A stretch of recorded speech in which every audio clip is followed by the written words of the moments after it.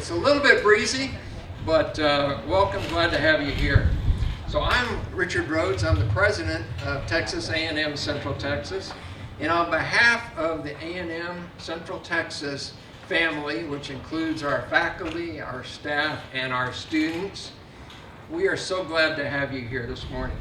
This is an opportunity to both reflect and to look forward. So next month, we're celebrating our 15-year anniversary as a college.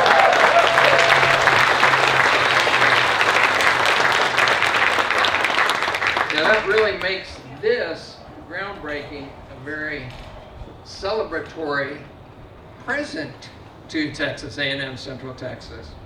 We're grateful for the support of so many of you that generously have shown as we move into this building, as we move forward with this project, to show up and to share with us in the celebration.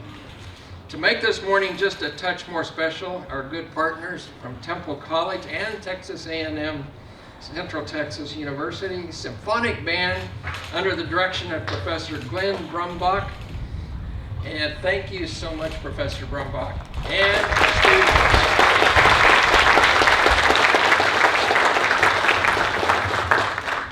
Now I would like everyone who's able to stand up as we present the colors. The Texas A&M Central Texas ROTC.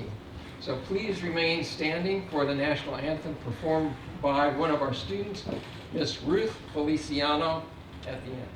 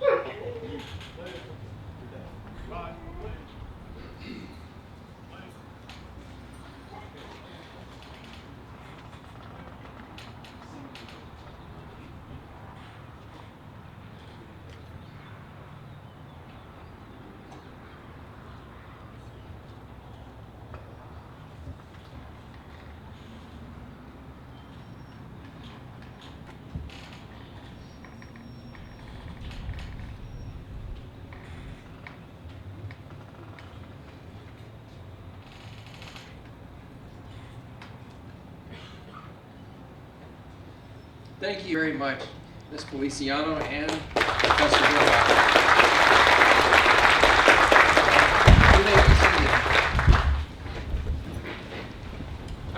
like us to take about 30 seconds for a moment of silence. So if you could please bow with me.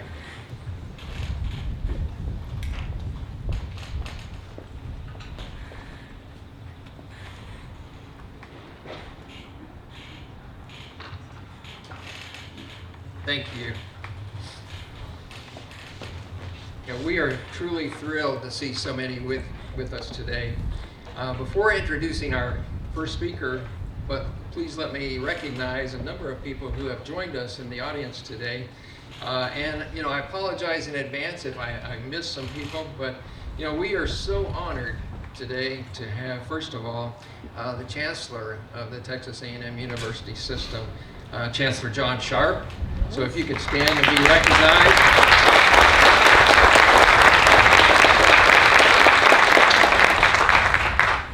And Government Relations Vice Chancellor Jenny Jones.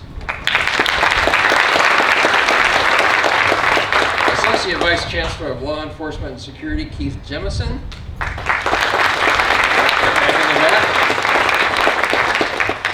Person that worked hard for us in raising money, Government Relations, David Rahino.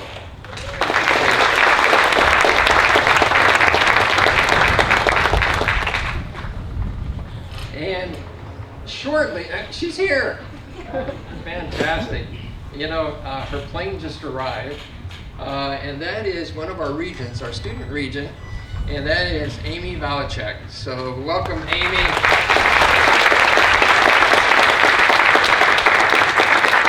I thought I was going to have to say I'm going to have to introduce her later when her plane gets in, but she's here. Glad to have you here. We also appreciate all of the elected officials that are with us today, and I've got some of them that I know that I saw in the audience, and so I'm going to name those. But representing Senator Pete Flores, who couldn't be with us, he got called at the last minute, but representing him is Chip Howell. So Chip. State Representative Brad Buckley.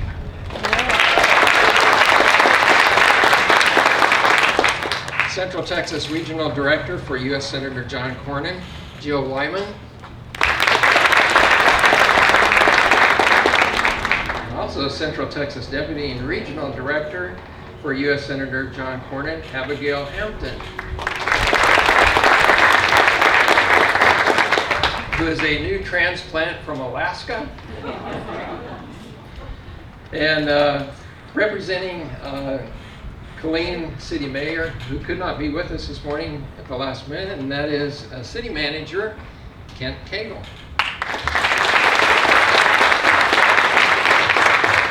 City Councilman Michael Boyd from Killeen.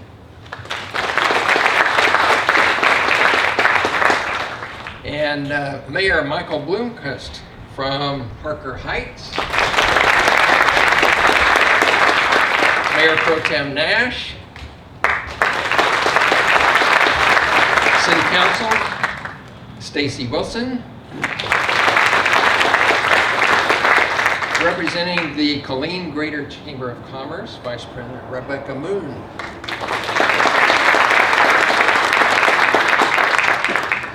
We also warmly welcome President Emeritus, Dr. Mark Nigliazzo. Welcome back to the team.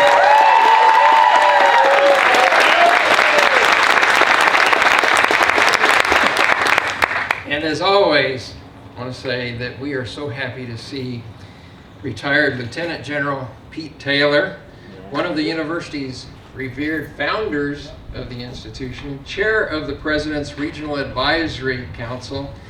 And Pete, thank you for being with us. And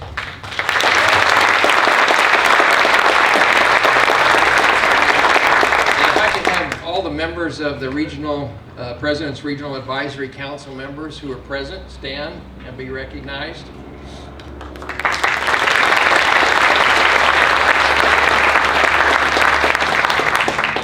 Also today we have retired General Paul Fund II. And we thank you for your service, but also, it's good for our students to hear this. You are a former ROTC student. So thank you. We also have Ken Cox, civilian aide to the Secretary of the Army. Director of Public Works from Fort Cavazos, Brian Dosa.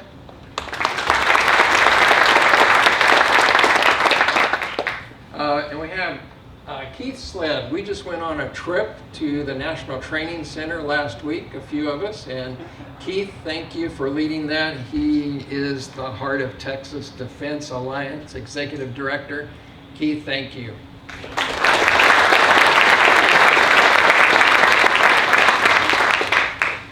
And we have representing the United States Army Operational Test Command Executive Director Rob Stone.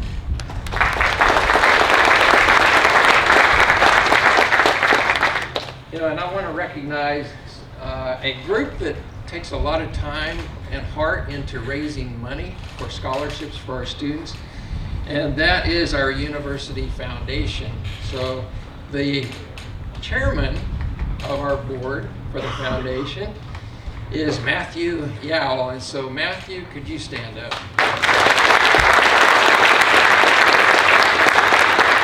And any of the members of the foundation that are with us, if you could please stand also.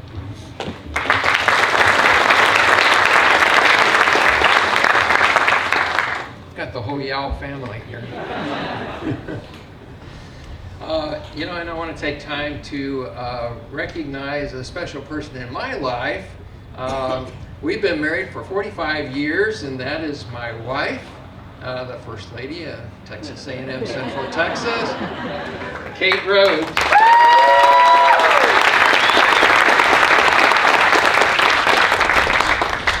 Why is it she always gets a better applause than I do?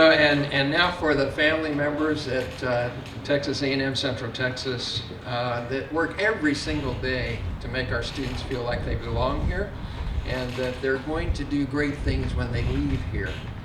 And that is, first I want to introduce our Executive Council.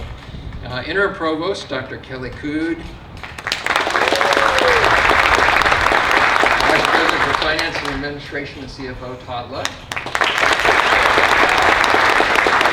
Associate Vice President and Dean of Student Affairs, Dr. Brandon Griggs. Associate Vice President for Enrollment Management and University Relations, Clifton Jones. Chief of Staff, Vicki Ferguson. And our deans, Interim Dean of the College of Business, Management and Marketing, Dr. Lucas Loafman. Interim Dean for the College of Education and Human Development, Dr. Sam Fiala. And the Dean of the College of Arts and Sciences, Dr. Alan Redmond. And representing all of the staff associations that we have at the college, because they put a lot of time and effort into representing their constituency, we have with us the Association President for Student Government, which is Alyssa Davis. And let me just tell you, she's going to graduate.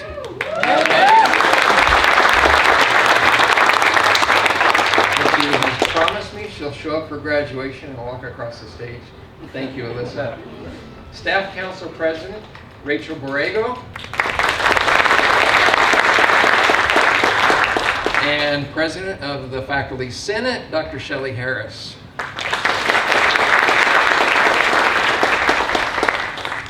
And now for those who are literally going to make this come out of the ground and become reality, and that is the core building team. And so that is going to, eventually you're going to see it out here. We decided not to put you into the sand and the dust out there right now. That's why we have it on the parking lot.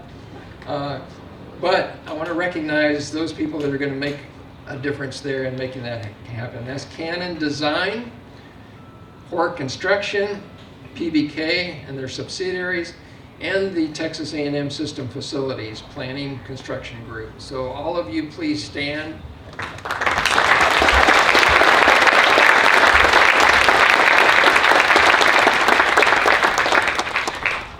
And And we express our appreciation because it takes a lot to put an event like this together. It takes a lot of people. And so we had a planning team for the institution.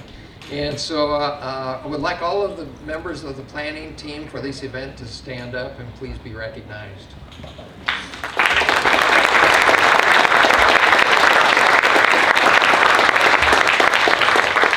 And I will especially thank Lisa Pedlowski, who was the chair of that committee. So Lisa, please stand up.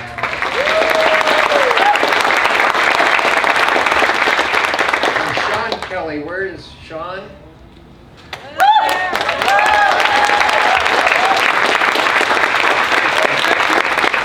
So I had the pleasure, Lisa brought it into my office actually last night, and Sean actually made the wooden commemorative seal, which is a big seal, which is right here behind me. Vicki just pointed that out. Why are you looking over here? But right behind me. He made that by hand, and he is also responsible. If you look in the sandbox here, it is all blue sand. He is responsible for making that blue sand up here. So, thank you, Sean.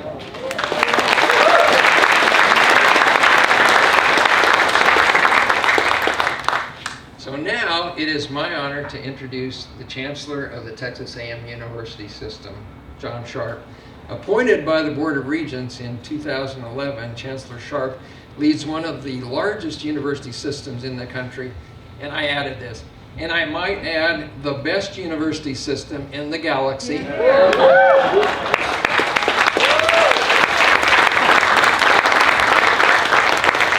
With an annual budget of $9.6 billion, enrollment exceeding 152,000 students across 11 universities, as well as 8 state agencies. He has more than 4 decades of leadership. He probably didn't want me to say 4 decades, but experience in public service. In 1982, he won the seat in the Texas Senate. 4 years later, he was elected to the Texas Railroad Commission, then elected state controller in 1990 and re-elected in 94. He was recently recognized as the longest serving chancellor of the Texas A&M University System.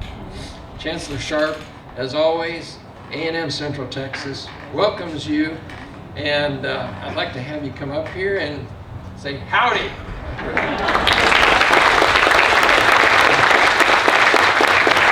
Howdy. Sir, could you stand up? Right there. You stand up. This is the only guy that hadn't been introduced here today.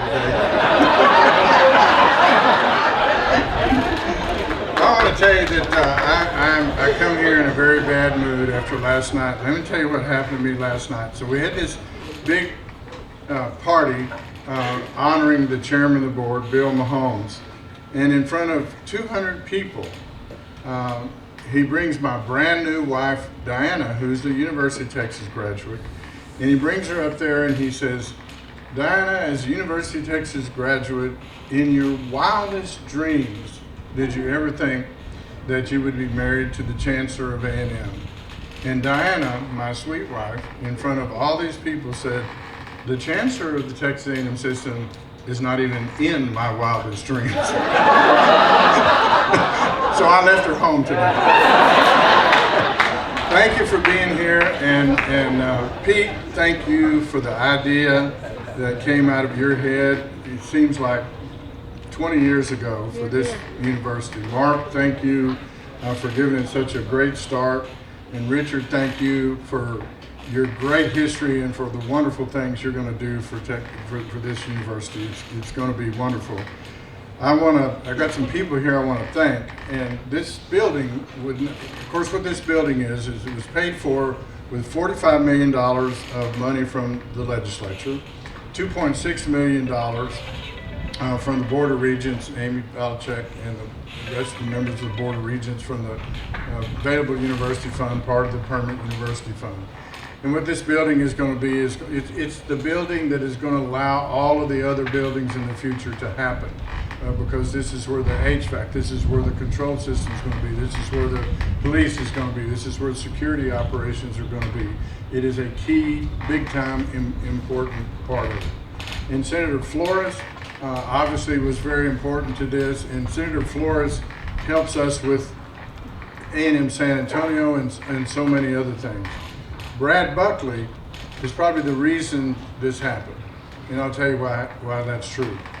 Because there was a chairman of the education committee that's no longer there, so I'll just go ahead and tell you we didn't like him very much. And he did not include this particular project in his budget. And this state representative ran over him like a Mack truck, and got that $45 million. And so he be the reason for the season. He's the reason this is going to happen, and it is going to be, like I said, the rest of the whole campus. Every building that comes after this is going to be built because this particular core building was in place. This university does a phenomenal job of producing phenomenal graduates, and the partnership that it has had in the past with General Funk and with Fort Cavazos and Fort Hood in the past is unique in the United States, and there's not another place like it. And so for those of you that are the faculty and the staff and the students and the supporters of this university that are here, thank you from the bottom of my heart for producing one of the great higher education institutions in this state. Thank you very much, and God bless you.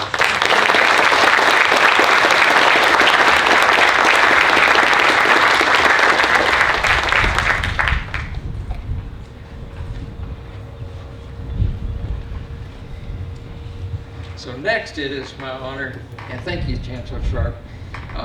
It's my honor to represent that man that he just talked about, State Representative Brad Buckley, serving District 54 in the Texas House of Representatives, where he has served since November of 2018.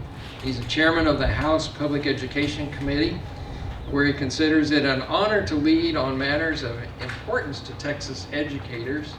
He shares a passion for education with his wife, Dr. Susan Buckley, who is a career educator and currently serves as assistant superintendent for secondary schools with our partner, Killeen ISD. And Chancellor Sharp, you're going to enjoy the fact that Brad is a double graduate of Texas A&M University from undergraduate in 1989 and then veterinary program in 1993. But he also might enjoy the fact that 3 of the Buckley children are Aggies. Here you go. So Brad, we thank you for your support, and please come up and say a few words. Thank you.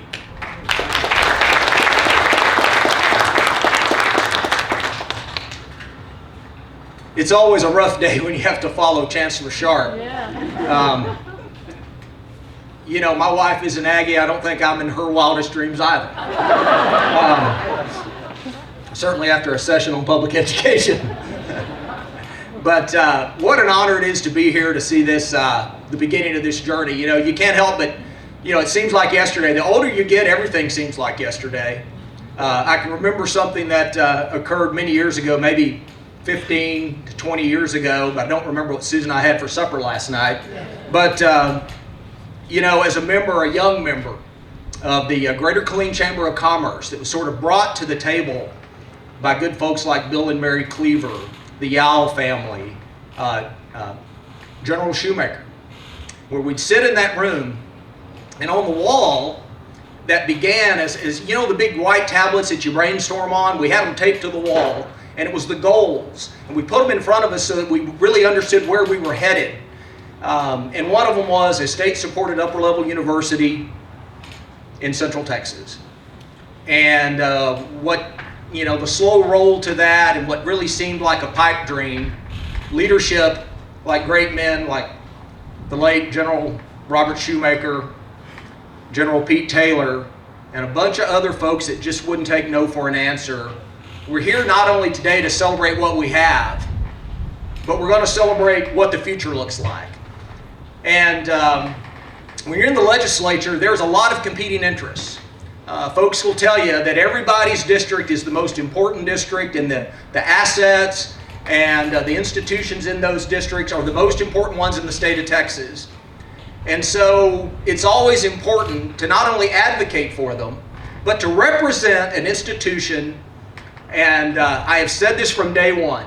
The reason Texas A&M Central Texas gets support from my colleagues in the legislature is because, thanks to this man right here, Dr. Mark Nigliazzo, since its inception, all this place has done is exactly what they said they would do. There's a track record of serving those students that would be considered at risk, that would never have the opportunity for higher education if it weren't for this wonderful university. And when you can go in a room with the chairman of appropriations or the chairman of higher education and tell them what the folks back home are doing, that resonates. And so I just want to thank everyone that's had a part in that. The faculty and the staff of this university that dedicates themselves to making certain that opportunities await for those that are entering either the second stage of their life, whether it be from the military or other backgrounds that have made higher education unattainable. This university has done nothing but exactly what you said you would do.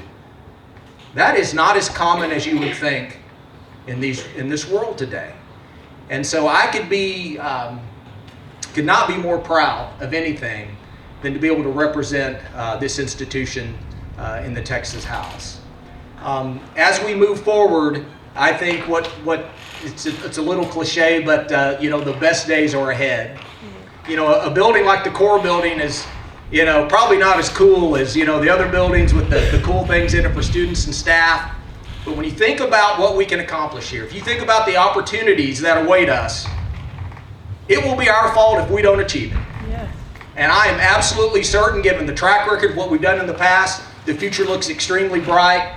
I will play as big a role in that as I can. I look forward to going back to Austin next session and working on the next round of good things for Texas A&M Central Texas and the state of Texas. I appreciate the opportunity to be here. I love this community. I love this university. I have no better friend in the world than Mark Nigliazzo. Dr. Rhodes inherits a wonderful institution to move forward with, and you can't ask for a greater advocate in the capital or across the state of Texas than John Sharp on behalf of good things happening for higher education in Texas.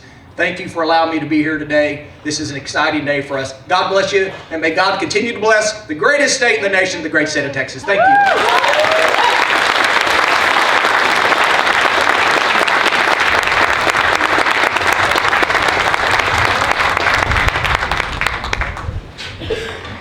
Thank you, Representative Buckley. It is now my honor to introduce Dr. Mark Nigliazzo, who does not need an introduction, but we're delighted that he's back with us today. As a President Emeritus, 15 years ago, he was the university's inaugural president. We are better for his years spent here from the beginning to the end, and everything he shared so generously. His constant encouragement in the face of challenges, his ability to see the good in all things, and his love for learning and its endless possibilities. The years spent with Dr. Nigliazzo are indelibly scored on our hearts and in our minds, and now in all of the years ahead of us. So Dr. Mark, as people call him here, you were here for the original groundbreaking for the campus we now stand on. You were here when we celebrated the simultaneous opening of Founders Hall and the groundbreaking for Warriors Hall. You were here when we broke ground for Heritage Hall, and now you are here to celebrate the core building. As we look forward to our 15-year anniversary, we thank you for showing us what it means to be a true warrior. So, Mark, please join me up here.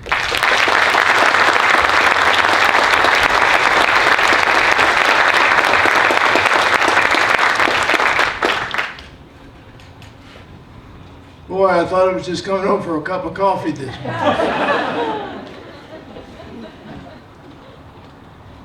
I do have some strange feelings at this time in my life. I spent 53 years in higher education. Saw a lot of different perspectives of it.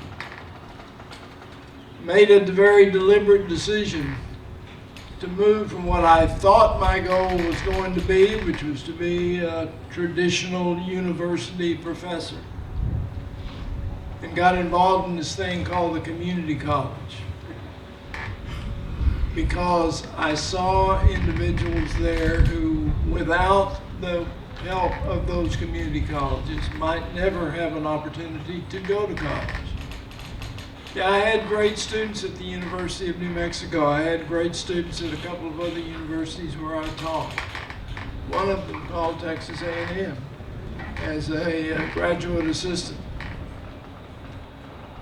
But something stuck a long time ago about providing opportunity for those who may not have it. And that seemed to lock in with what General Taylor and a lot of community people were doing here. I can remember the day General Taylor called me and asked me if I would be interested in applying for this position. I said, Pete, I said, Texas A&M's not going to hire some guy from a community college. Well, 13 years later, that was proved not to be the case. And part of the good outcome of it is that this gentleman right here fully understands what community colleges are all about and has made it possible throughout the A&M system. If you look at a lot of the new schools and developments that have gone on, it's great to have a chancellor who understands why you believe this is important. And I can tell you about 10 years ago, we were out on this piece of land, and it was dirt. And it was a muddy road. And it was in the middle of an incredibly hot summer where we suddenly had a little bit of rain before we had the groundbreaking. And we didn't know for sure where we were going with this place, but we knew we were going. I learned a long time ago to quit saying if, because General Taylor would give me a swift kick every time I did. If we get this done, he'd say, Mark, there is no if. This will happen. Well, I've done what I can do. But folks, there's a whole lot more to do. There is a whole lot greater even impact that this school can have than what it has already had. And already had includes, I think we're a little behind on the statistics, but we got to be around 11,000 graduates coming from this institution. 11,000 graduates. Many of those students who never thought it would be possible not just to go to college, but certainly to complete a bachelor's degree or a master's degree. So all I want to add to what has been said here by some really great people, and the institution has been phenomenal in the people that it has attracted. When I interviewed faculty and staff, I asked them to come in my office. I didn't ask them how good they were at teaching English or how good they were at being an accountant. I wanted to know, do you know where you are? Do you know what this place is about? Do you know what we're trying to do here? Is that something that's appealing to you? Because folks, we're dead serious about graduating these students. It is the commitment that we made, and it's what we hope we will continue to be able to do. Now, I'll say one last thing.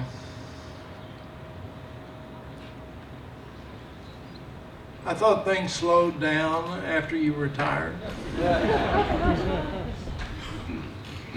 Maybe it's the honeydews that that list seems to be growing. I think my wife gets up in the middle of the night and lengthens the list of things to do. But I tell you guys, I thought it would slow down.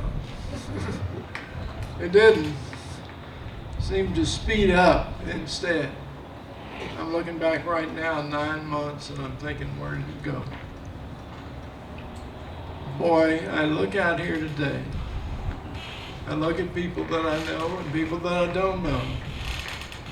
I look at people that have incredible track records, like our chancellor and like our representative, who've all worked to make this place happen. And this building simply means one more step forward, one more level of capability for the future. So for all of you who are still a part of this place, and for all of you who may be like me, retired, but will always still be a part of this place,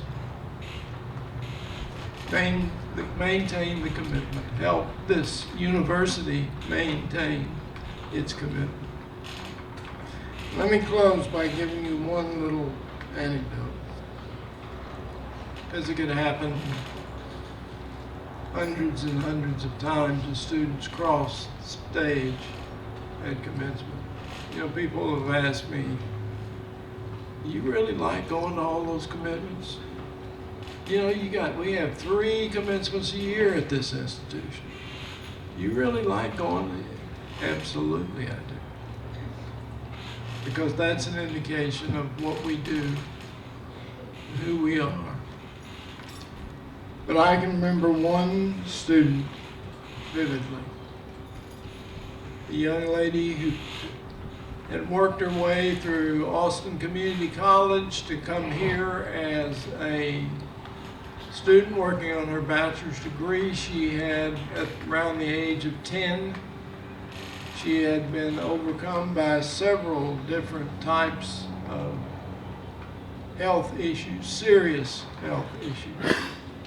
And we were having one of the commencement ceremonies here shortly after the COVID issue, where we were having the commencement here in one of our buildings on campus. And she was ready to graduate. She'd been in the hospital 5 days before. But there she was.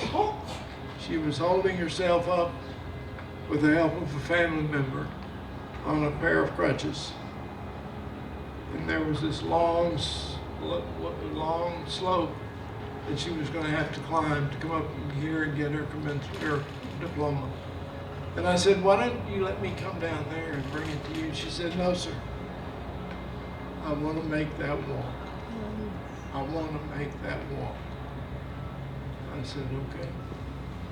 And she did. It was slow. It was painful watching. But she made that walk. Because completing that degree was important to her, as it has been to so many others who have come through this institution, and so many who will continue to come through this institution. So for all who have helped us along the way, all who are still a part of this place, all who are community members or legislators or whatever you may be, this is a place worth supporting. This is a place worth following. And I'm damn happy that I was able to spend some time here. Thank you.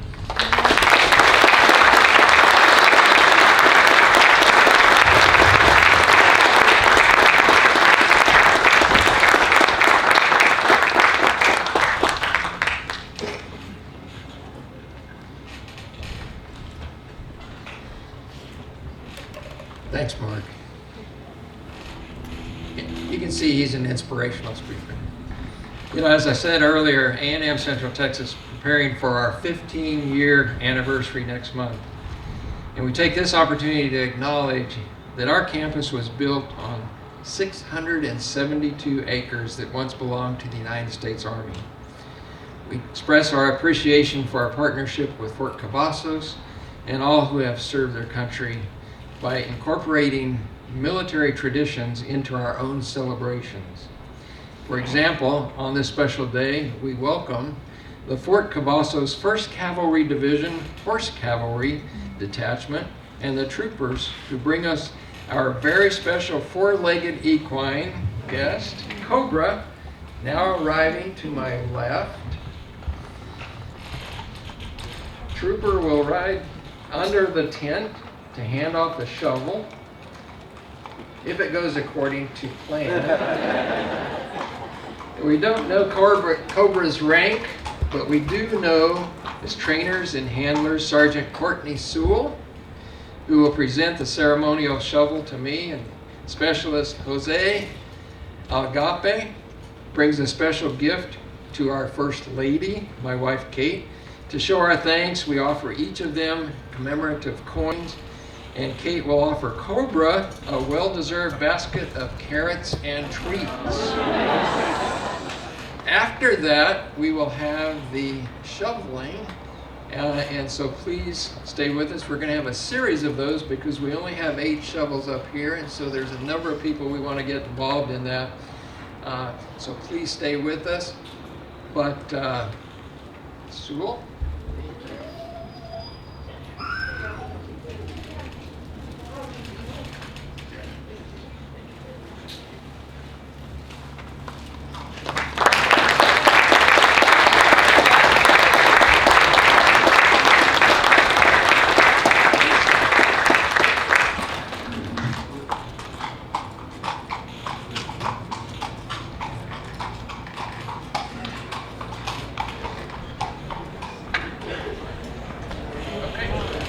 Now, if I could have the platform party join me down below.